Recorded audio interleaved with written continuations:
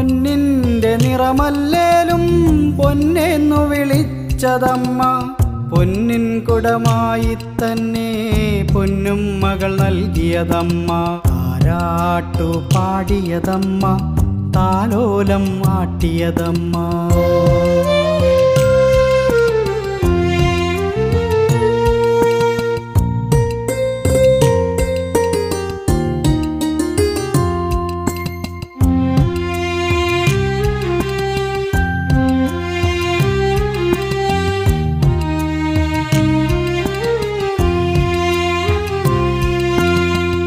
ചിരിയാൽ ഞാനുണരുമ്പോൾ പാൽമധുരം ചുരത്തിയമ്മ.